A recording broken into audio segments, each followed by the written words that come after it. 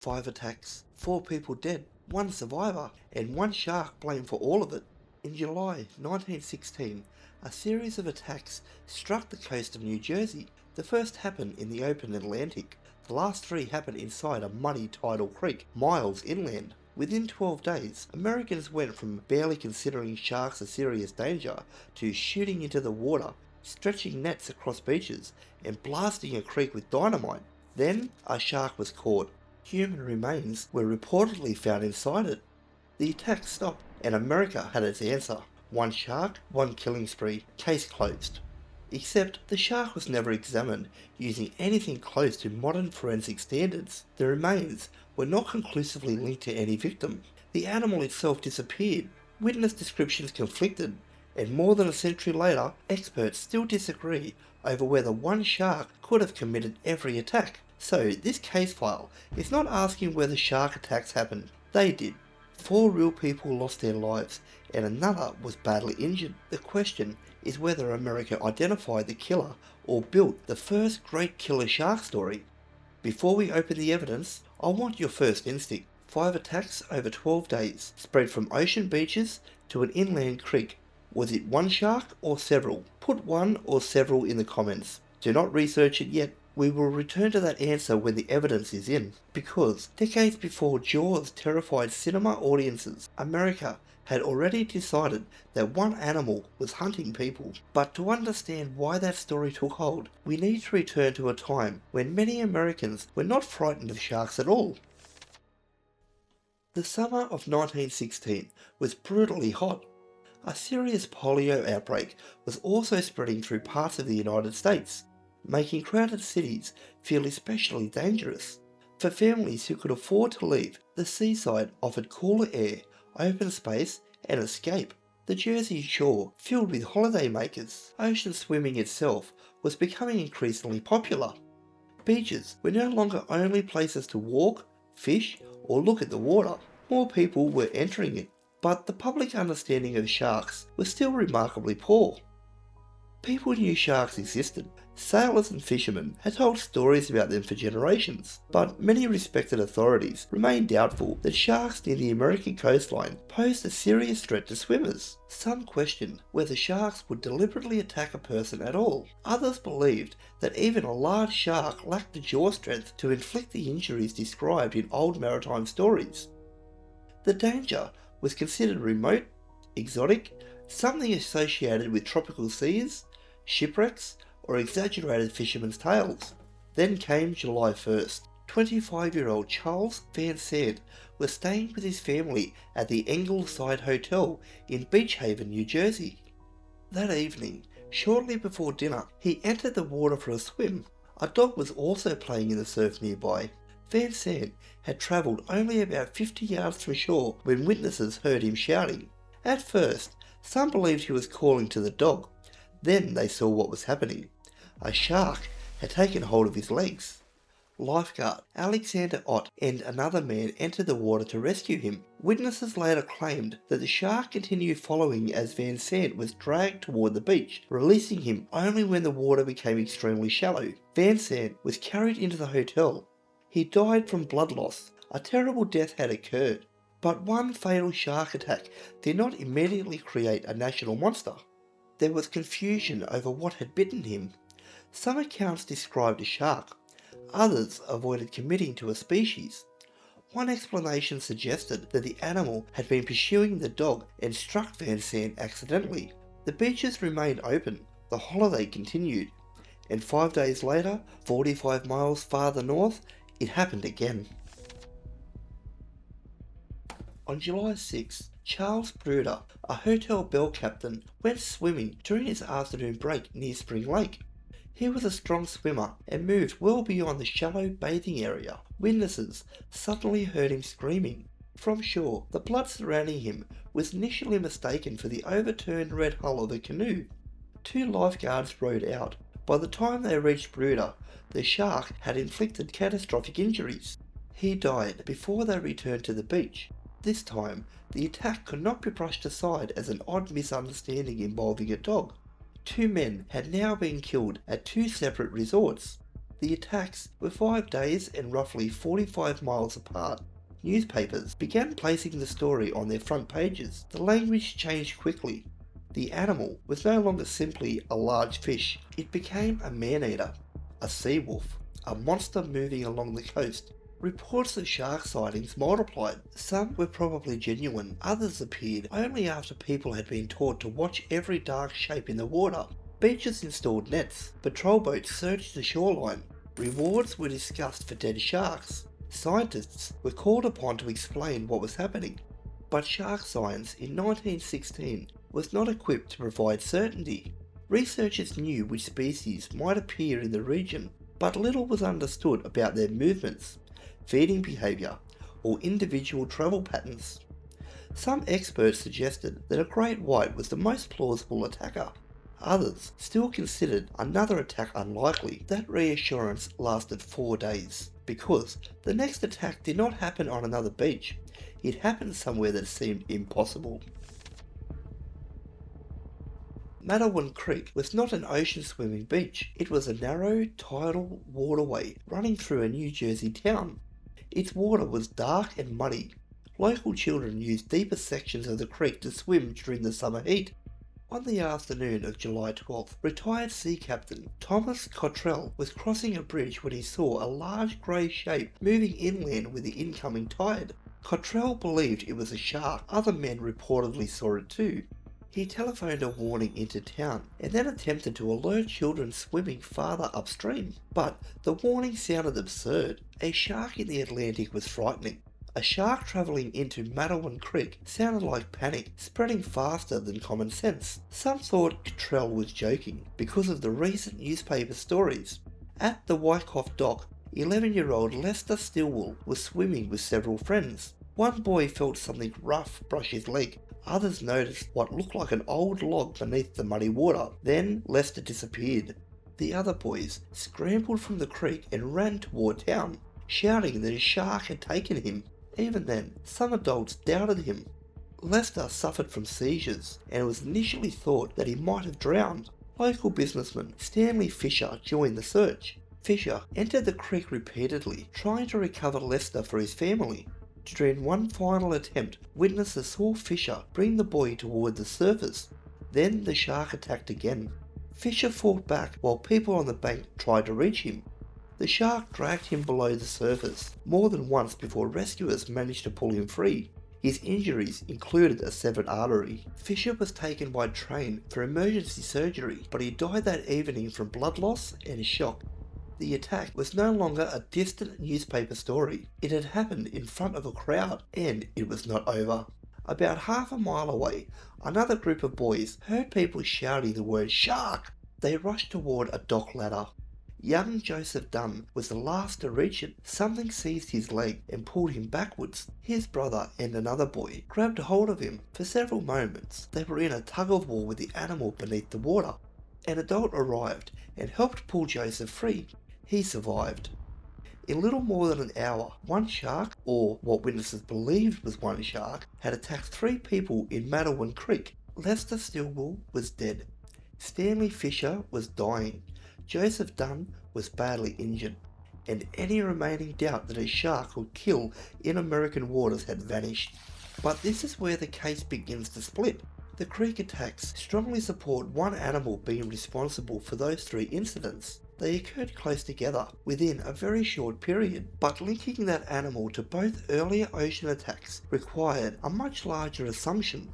One shark would have needed to travel north along the coast, enter a tidal creek, and continue attacking people across 12 days. Possible does not mean proven, and America was no longer in the mood to wait for proof. Matawan reacted immediately. Residents armed themselves along the creek. Nets were lowered into the water. Dynamite was used in an attempt to kill whatever might be hiding below. The mayor offered a reward for the shark. Along the coast, fishermen began bringing in sharks of different sizes and species. Newspapers photographed dead animals and treated each capture as another victory. The response soon reached Washington. Federal officers considered ways to protect swimming areas, including heavy wire nets. The Coast Guard was discussed as part of a wider response to what newspapers now presented as an invasion. One contemporary report described the situation as a battle between the man-eating shark and the United States government. That language matters. The country was not merely looking for an animal involved in several attacks, it was fighting an enemy. But a shark hunt creates a basic evidence problem. Once rewards, fear, and publicity enter the case, every dead shark becomes a suspect. A shark caught nearby looks guilty. A large shark looks even guiltier. And a shark containing anything unusual inside its stomach can close the entire case. 2 days after the Matawan attacks, that is exactly what happened. On July 14th, taxidermist and former animal performer Michael Schleiser was fishing in Raritan Bay, only a few miles from the entrance to Matawan Creek. A shark became caught on his line. The animal was large enough to threaten the small boat. Schleiser eventually killed it using a broken oar. It measured roughly 7.5 feet and weighed about 325 pounds. The shark was identified as a young great white. When its stomach was opened, newspapers reported that it contained bones and fleshy material believed to be human. That was the evidence America had been waiting for. The location made sense. The species made sense. The stomach contents appeared to make the conclusion unavoidable. Experts declare the shark to be the Jersey man-eater. It was mounted and displayed publicly in New York, and no further attacks occurred along the Jersey shore that summer. That sequence is powerful. A shark is captured, human remains are reportedly discovered, the attacks stop. It feels like confirmation, but feeling conclusive and being conclusive are not the same thing.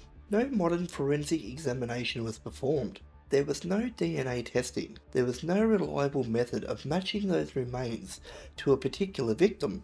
Later researchers could not locate a detailed coroner's report proving what the material was or whose remains it contained. Even confirmation of the shark species depends heavily on period reporting and a limited surviving photograph.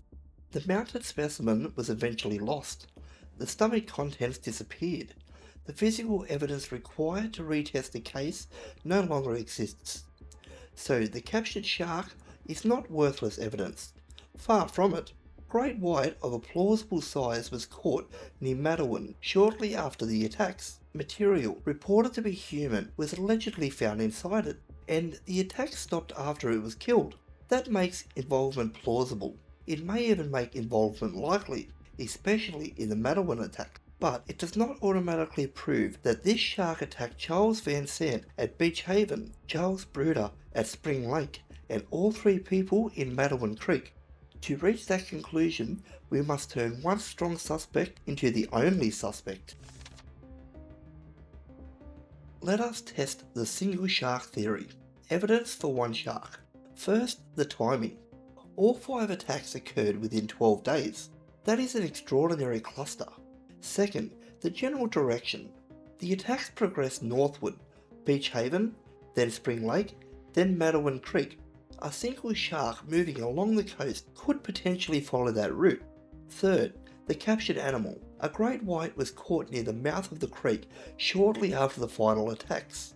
Its stomach reportedly contained human remains. Fourth, the ending.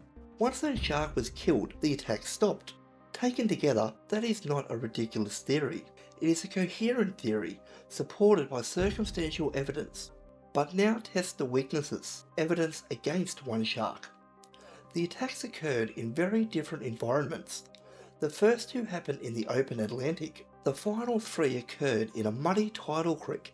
Great white sharks can enter shallow coastal water, and Matawan Creek was influenced by tides and salt water, so its presence there was not physically impossible. But bull sharks are far better known for moving into brackish and freshwater systems. That has led some researchers to suspect that the ocean attacks and creek attacks may not have involved the same species. The wounds also cannot now be examined with modern methods. Medical descriptions from 1916 are incomplete. Photographs are limited. Precise bite measurements were not preserved. Witnesses saw fragments of the attacks through disturbed water, often at a distance and under extreme stress. and there was no way to identify individual sharks. Today, researchers can sometimes use distinctive fins, scarring, tracking tags, tissue analysis, and detailed wound patterns. In 1916, investigators had none of that. There is also the problem of the rogue shark idea itself. Cases in which one identifiable shark repeatedly attacks multiple people are extremely difficult to prove. Most shark incidents are isolated encounters, not evidence of an animal developing a deliberate preference for humans. That does not mean one shark could not have caused this attack. It means the explanation requires stronger proof than the case can provide. Perhaps one great white caused all five. Perhaps one shark caused the two ocean attacks and another entered Matawan Creek. Perhaps the creek attacks involved a bull shark, while the captured great white was connected only to an earlier attack, or to none of them. Perhaps the captured shark consumed human remains without causing every fatal injury attributed to it. Every version fits some evidence and strains against other parts. The most honest answer is not dramatic. The exact number and species of sharks involved cannot now be established, and that uncertainty is precisely what the original story removed. The 1916 attacks are routinely described as the true story that inspired Jaws. That claim needs a receipt check of its own. Peter Benchley certainly knew about historical shark attacks while researching his novel. The events of 1916 also contain elements that now feel unmistakably familiar. A seaside community, warnings that are not taken seriously, economic fear over closing beaches, repeated attacks blamed on one rogue shark, a public hunt, and one dead animal presented as the answer.